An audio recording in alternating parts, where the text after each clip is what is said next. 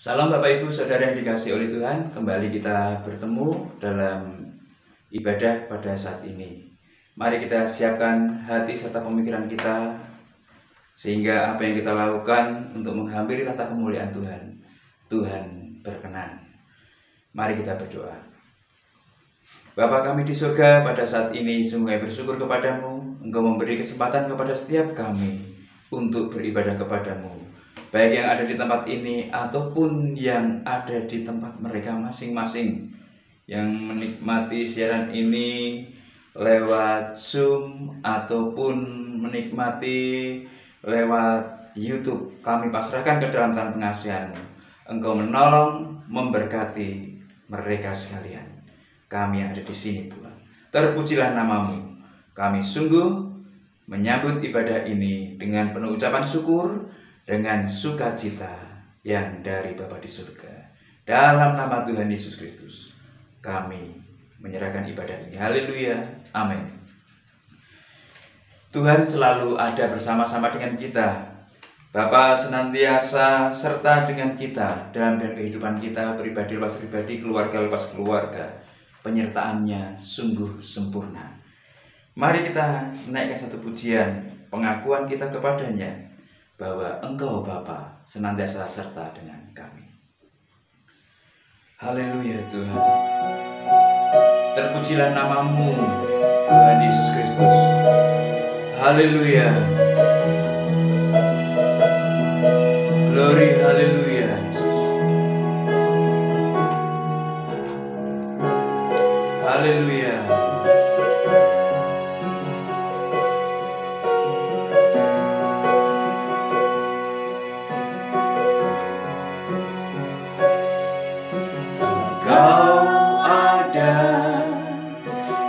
Bersamaku di setiap musim hidupku, tak pernah Kau biarkan ku sendiri.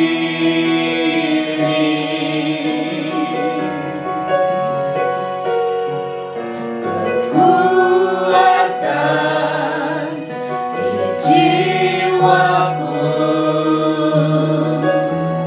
adalah bersama-Mu.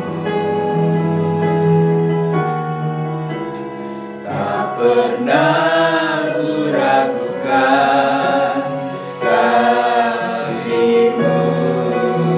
Sekali lagi dari awal, Engkau ada bersama kami Tuhan. Engkau ada bersamaku di setiap musim hidupku, tak pernah Kau biarkan ku sendiri.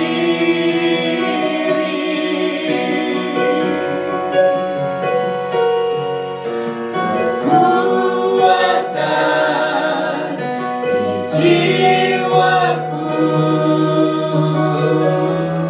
adalah bersama-Mu. Tak pernah ku ragukan kasih-Mu.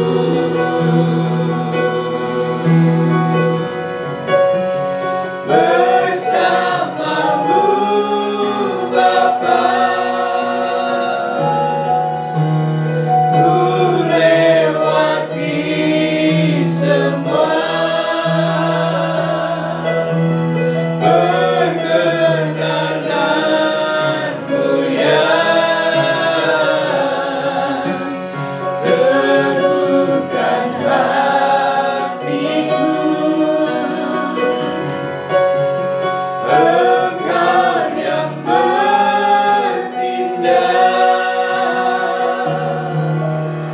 memberi pertolongan.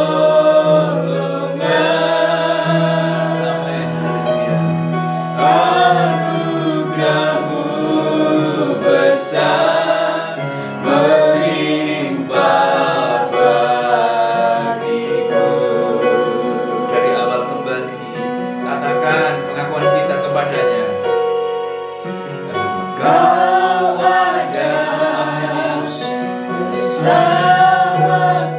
Hosana bagimu ya Tuhan. Haleluya Yesus, haleluya. Glory Hosana bagimu ya Tuhan.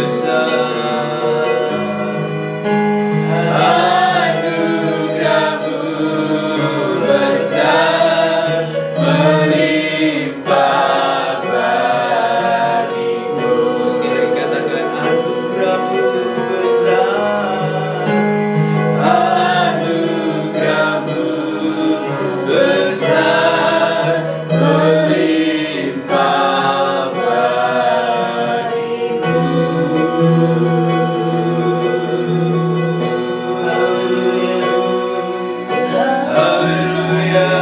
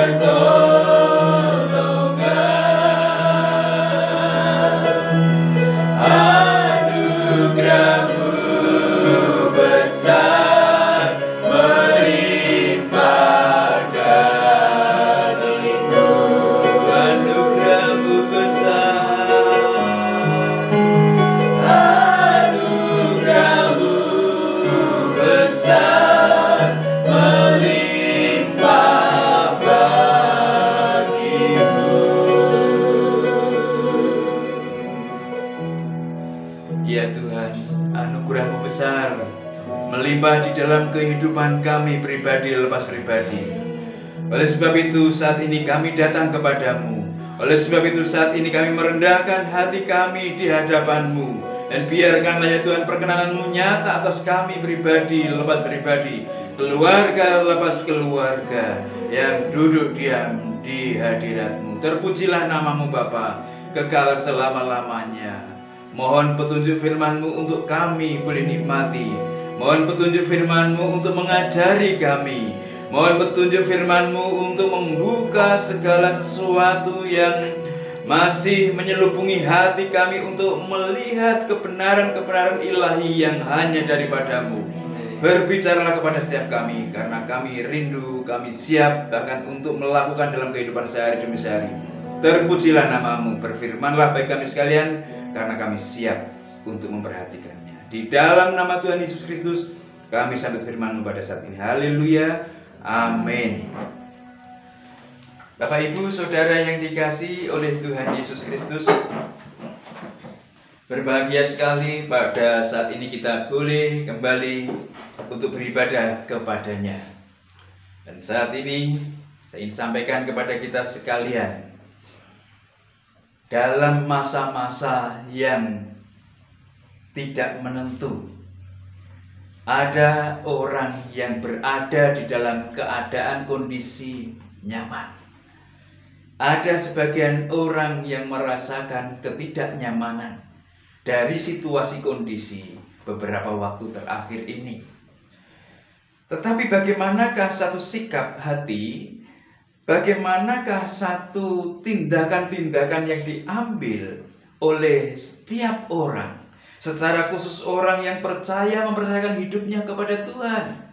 Baik orang itu dalam keadaan yang kurang nyaman ataupun yang dalam keadaan nyaman, bagaimanakah sikap hatinya?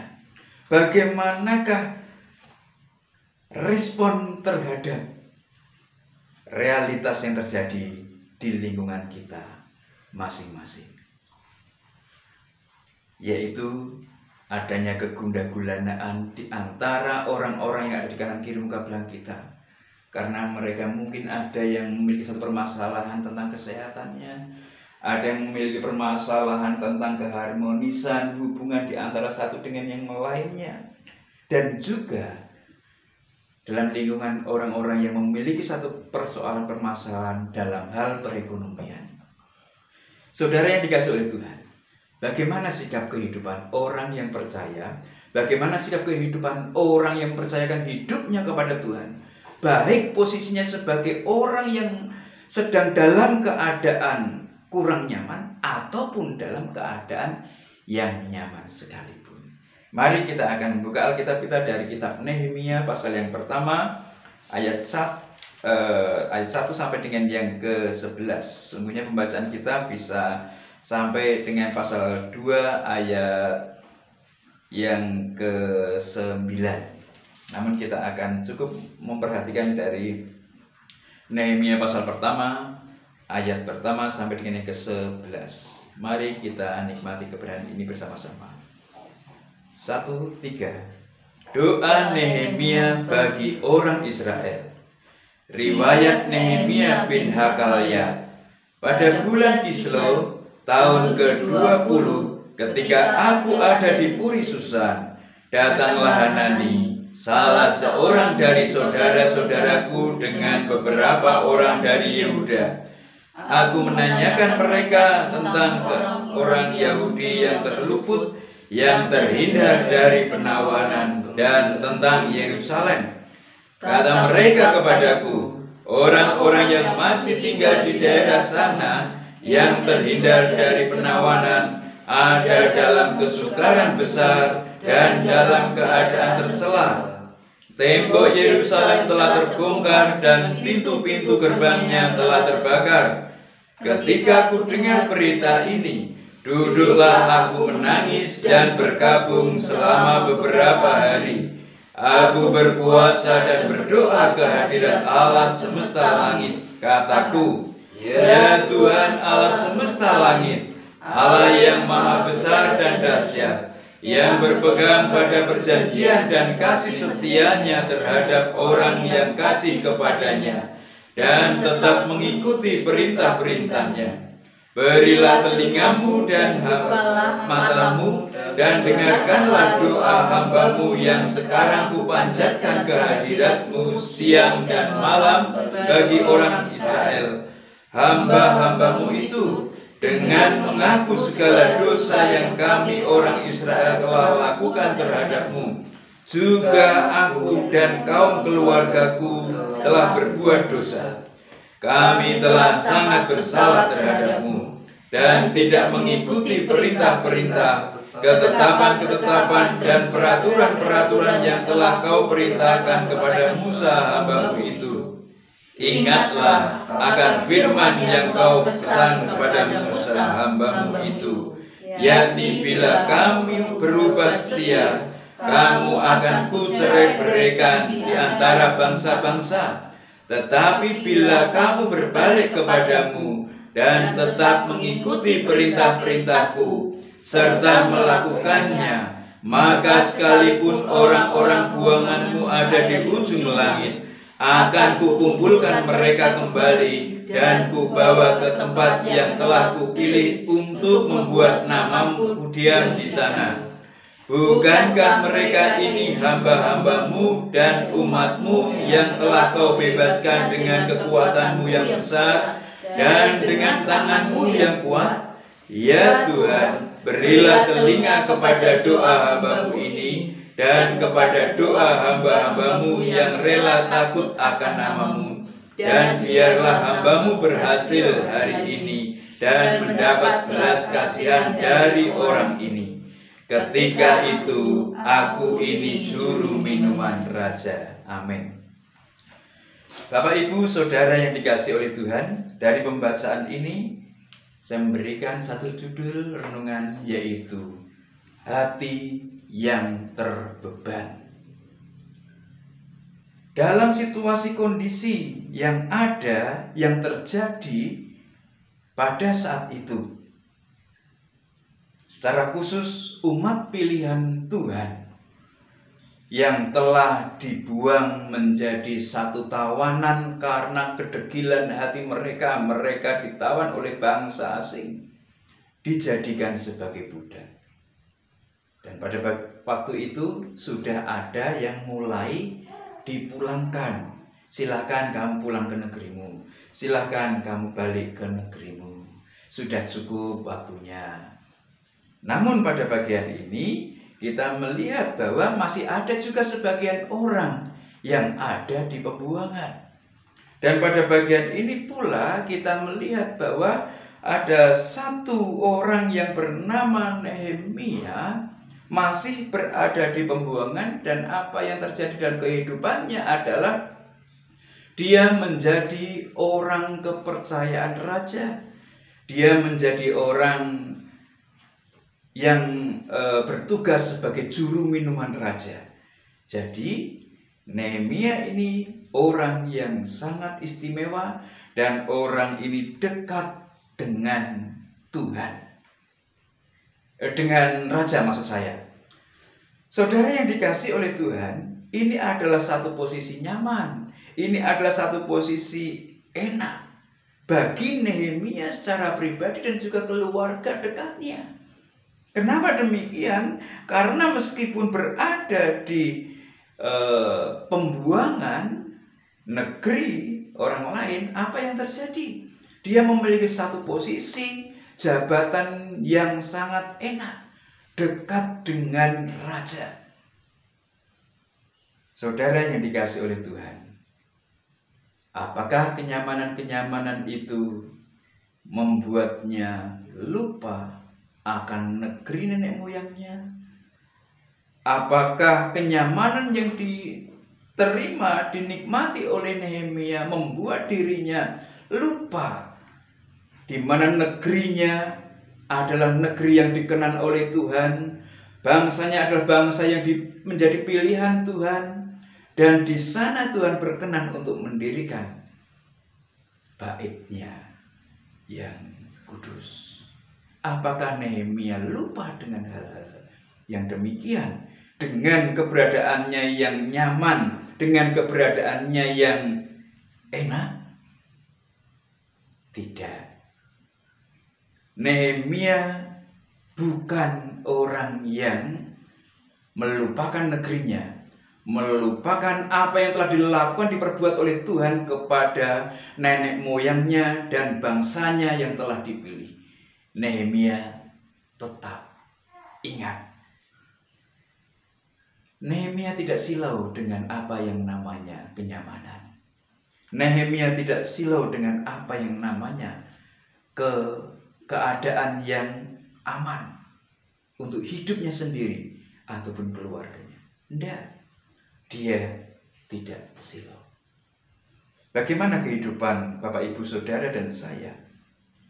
Manakala diperhadapkan dengan kehidupan yang nyaman, kehidupan yang aman, tidak kekurangan satu apapun, masih bisakah memiliki satu pemikiran-pemikiran yang lain untuk menunjukkan satu kepedulian kepada orang-orang terdekat kita, kepada orang-orang yang ada di kanan kiri muka belakang? Masihkah kita bisa berlaku seperti yang dilakukan oleh Nehemia, yang masih memiliki rasa kepedulian, yang masih memiliki hati yang ditunjukkan untuk bangsanya dan loyalitasnya kepada Tuhan?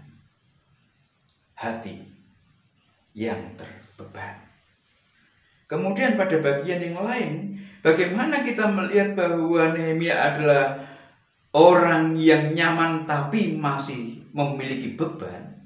Pada bagian ini disebutkan dari nats yang kita baca tadi bahwa saat ada orang yang telah dipulangkan ke daerahnya, ke Yerusalem, kemudian datang kembali menemui Nehemia.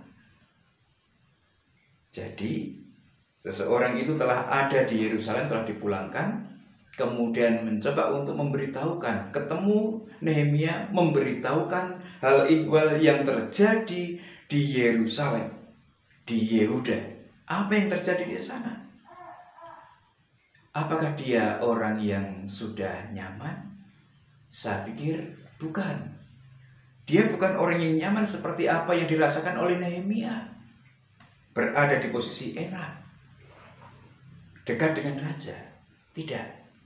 Tetapi orang ini adalah orang yang dalam keadaan kesulitan, orang dalam keadaan susah, tetapi meluangkan waktu, meluangkan perhatiannya untuk mengupayakan kesejahteraan daerahnya. Sehingga apa yang terjadi, meskipun dalam situasi kondisi yang tidak enak, seorang yang bernama Hanani mengajak orang-orang yang masih menunjukkan satu loyalitasnya kepada negerinya, kepada Tuhannya. Sehingga pada saat itu meskipun mereka tidak nyaman, mereka mau mengupayakan, mereka datang kepada seorang yang bernama Nehemia, menceritakan semuanya itu.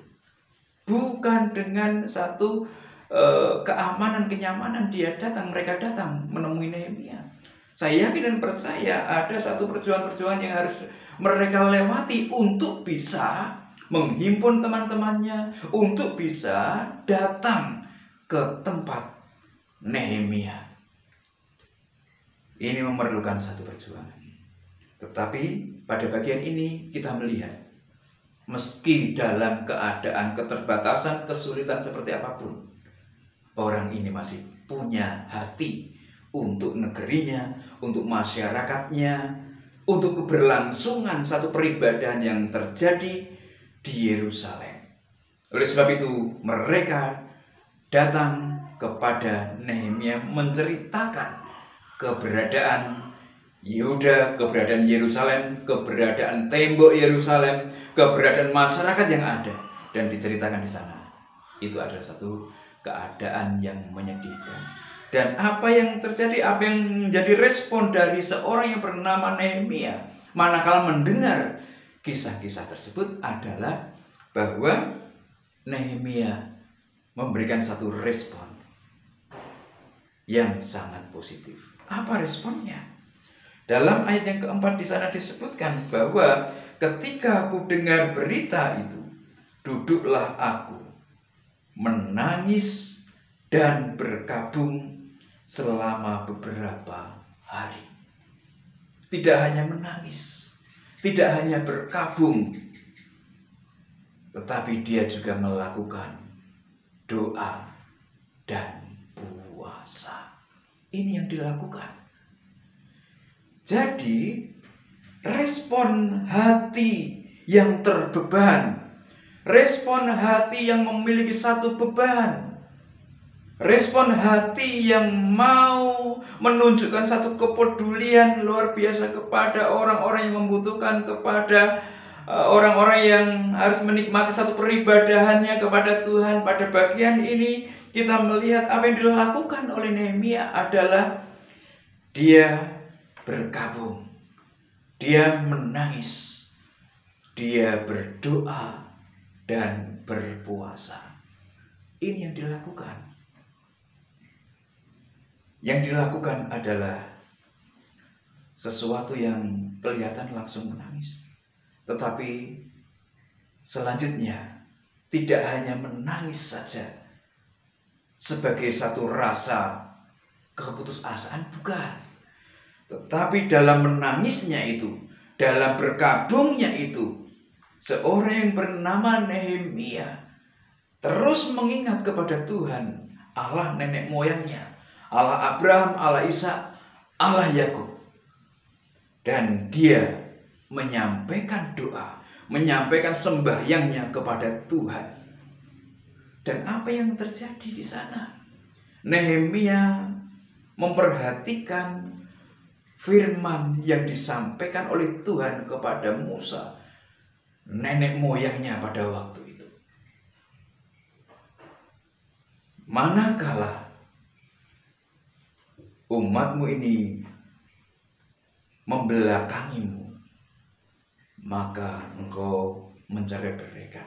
Tetapi manakala umatmu ini berseru kepadamu, menyerahkan hatinya kepadamu, maka biarkanlah janjimu yang engkau ucapkan juga berlaku atas kami, sehingga engkau menghimpunkan kami kembali, sehingga engkau mengokohkan kami kembali. Apa yang terjadi dalam kehidupan orang yang terbeban adalah menangis, berkabung, berdoa, mengingat janji yang daripada Tuhan. Ini yang terjadi dalam kehidupan Nehemia. Banyak di antara kita sebagai orang-orang yang percaya, mempercayakan hidupnya kepada Tuhan. Perhatikanlah baik-baik dalam kehidupan kita.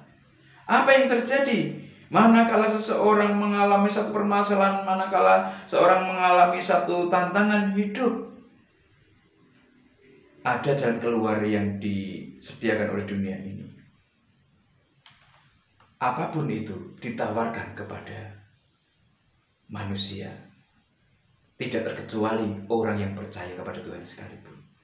Jalan-jalan dunia ditawarkan, jalan-jalan dunia dimunculkan ke permukaan kita. Sehingga apakah umat Tuhan akan mempergunakan jalan dunia ataukah tidak? Tetapi pada bagian ini ada satu teladan yang luar biasa, bahwa Nehemia tetap mengarahkan bahwa pertolongan yang dia andalkan bukan karena kenyamanannya dekat raja, bukan karena keamanannya, keenakannya dekat posisi raja, bukan. Bukan itu yang diandalkan. Manakala dia mendengar keluhan dari temannya dan rombongannya, maka yang terjadi, dia tidak mengatakan, oke, nanti tak bilang kepada raja, saya dekat raja ini. Tidak, dia tidak mengandalkan kekuatan manusia.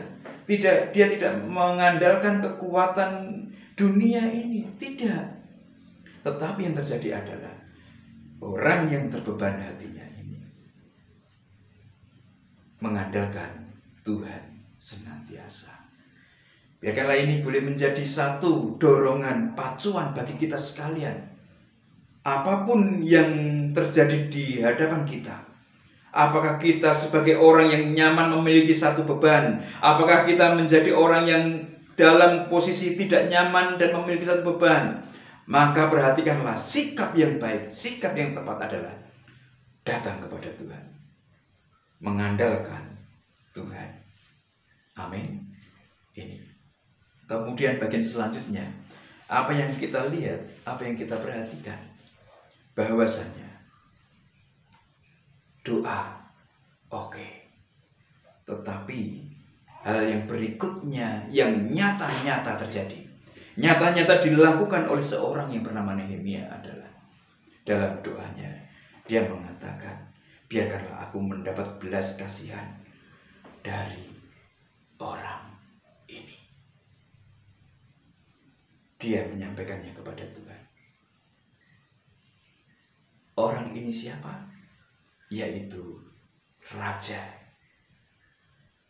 Pada pasal yang kedua, ayat 1 sampai dengan yang ke-9, kalau Bapak Ibu Saudara membaca, apa yang terjadi?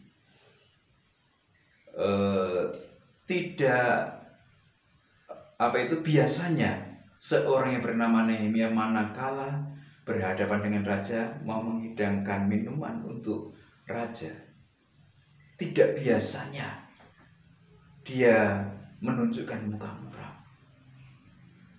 Sesungguhnya manakala berhadapan dengan raja, muka yang ceria, muka yang indah itu harus terlihat oleh raja. Tidak boleh berhadapan dengan raja dengan muka yang muram. Tidak boleh apalagi dengan muka yang bersemut, apalagi muka marah.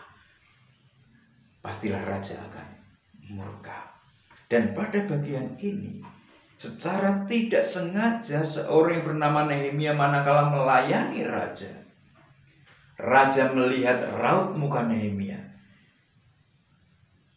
yang tidak sengaja terpancar, tidak disengaja oleh Nehemia memancarkan muka muram.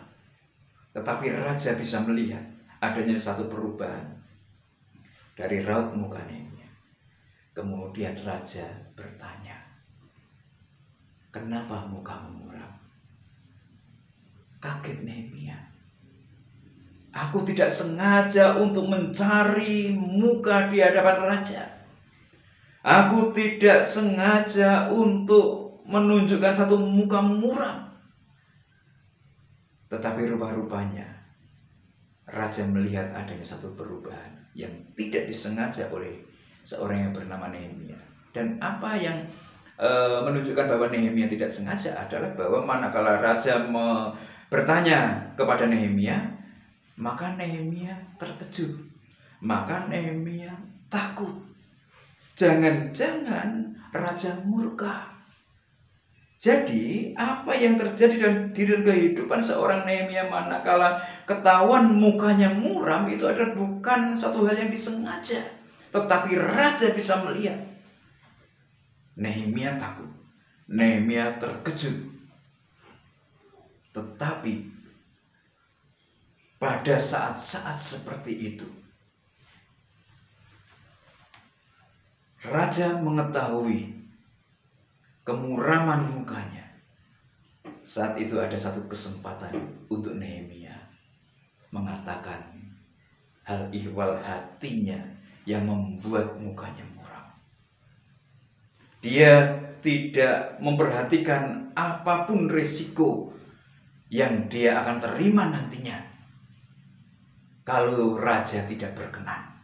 Tetapi inilah hati yang terbeban, hati yang memiliki beban kepedulian kepada negaranya, kepada masyarakat yang telah pulang terlebih dahulu ke daerahnya. Kepeduliannya, bebannya kepada satu hubungan yang harus terjadi di antara umat dan Tuhan, di mana bait Tuhan ada di Yerusalem, boleh terbangun lagi. Saudara yang dikasihi oleh Tuhan, Nehemia menyampaikan kepada raja. Dan apa yang terjadi? Raja berkenan atas apa yang menjadi kerinduan Nehemia. Raja mempersilahkan. Kapan engkau akan pergi dan kapan engkau akan kembali lagi ke tempat ini? Silakan bawa berbagai macam perlengkapan-perlengkapan yang kamu butuhkan untuk membangun kesejahteraan negerimu. Saudara yang dikasihi oleh Tuhan Yesus Kristus, orang yang senyaman seorang Nehemia memiliki hati yang terbeban. Dia tidak memusingkan risiko yang akan dia ambil, tetapi dia mau mewujud nyatakan bagaimana kecintaannya kepada negaranya, bagaimana kecintaannya kepada masyarakat yang masih ada, dan bagaimana kecintaannya kepada Tuhan sehingga bait Allah boleh dibangun kembali sebagai satu sarana orang berhubungan dengan Tuhan. Saudara yang dikasihi oleh Tuhan, sekali lagi, semuanya ini bisa terjadi kalau ada hati yang terbeban. Semuanya ini bisa terjadi dalam keadaan nyaman ataupun tidak nyaman. Seseorang diperlukan hati yang terbeban. Masyarakat bangsa dan negara Indonesia saat ini secara luas sedang mengalami berbagai macam permasalahan, persoalan dan tantangan hidup. Apakah kesehatan, apakah keharmonisan hubungan, apakah peningkatan perekonomian. Itu secara luas. Mari kita dukung dalam doa. Orang-orang yang terdekat dengan kita, di kanan kiri muka belakang kita, siapapun kita, orang dalam keadaan nyamankah, orang dalam keadaan perjuangankah, mari biarkanlah apa yang terjadi dalam kehidupan Nehemia dan juga Hanani dan orang-orang yang masih takut kepada Tuhan yang lainnya. Marilah kita berdoa. Marilah kita mengangkat beban orang-orang yang terdekat dengan kita. Sehingga kasih sayang Tuhan boleh dirasakan. Sehingga penyertaan Tuhan boleh dinikmati oleh orang-orang yang ada di kanan kiri muka belakang kita. Amin. Tetap tunjukkan hati yang memiliki beban dalam keadaan nyaman ataupun tidak nyaman. Tuhan Yesus berkati. Mari kita berdoa. Haleluya Tuhan Yesus Kristus. Sungguh kami bersyukur kepadamu. Karena sungguh bersamamu Bapa, kami melewati semuanya. Keadaan nyaman, keadaan perjuangankah, biarkanlah hati yang memiliki satu beban, peduli, boleh berdoa, boleh melakukan satu aksi sosial, aksi solidaritas secara nyata. Terpujilah namamu Bapa, kekal selama-lamanya. Engkau memberkati kami semua, baik yang ada di tempat ini ataupun yang menikmatnya lewat Zoom ataupun YouTube. Tuhan, Engkau menolong, memberkati. Terima kasih Tuhan. Kami juga berdoa terus kepadamu. Setiap rekan-rekan kami dalam beban persoalan permasalahan yang mereka hadapi, pribadi lepas pribadi, tolong jamah, lawat, kuat, teguhkan mereka sekalian. Karena kekuatan kami hanya di dalam-Mu. Karena kemenangan kami hanya daripadamu. Oleh sebab itu, Tuhan, kuat dan teguhkanlah kami semua umat-Mu. Terpujilah nama-Mu, Bapa, kekal selama-lamanya. seminggu yang akan kami lewati, tidak tahu apa yang akan terjadi. Namun biarkanlah perkenanan-Mu nyata atas setiap kami, memimpin menaungi kehidupan kami, sehingga kami boleh menikmati hari-hari yang berkemenangan di dalam Engkau bersama denganmu. Terpujilah nama Bapa, dan segala penyertaan-Mu itu kami rindu nanti harapkan melalui doa yang Tuhan ajarkan kepada para murid-Mu yang demikian bunyinya. Bapa kami yang ada di surga, dikuduskanlah nama-Mu, datanglah kerajaan-Mu, jadilah kehendak-Mu di bumi seperti di surga. Berikanlah kami pada hari ini makanan kami secukupnya, dan ampunilah kami akan kesalahan kami, seperti kami mengampuni orang yang bersalah pada kami. Dan janganlah membawa kami ke dalam pencobaan, tetapi lepaskanlah kami daripada yang jahat. Karena Engkau yang punya kerajaan dan kuasa dan kemuliaan sampai selama-lamanya. Saudara yang dikasih oleh Tuhan, biarkanlah kita semua boleh menikmati, menerima berkat anugerah damai sejahtera yang dari Allah Bapa di surga, cinta kasih daripada Tuhan Yesus Kristus, serta persekutuan dengan Roh-Nya yang kudus, nyata memimpin menaungi segenap kehidupan kita. Dari saat ini hingga Maranatha, Tuhan Yesus datang menjemput kita sekalian sebagai saleh-salehnya, bertemu di awan-awan. Terimalah berkatnya bersama-sama di dalam nama Tuhan Yesus Kristus. Haleluya. Amin. Selamat berhari Minggu. Tuhan Yesus memberkati. Tetap memiliki beban yang mengasihi Tuhan. Nikmati siaran kami lewat YouTube ataupun Zoom dengan kode yang telah disampaikan. Tuhan Yesus memberkati. Shalom.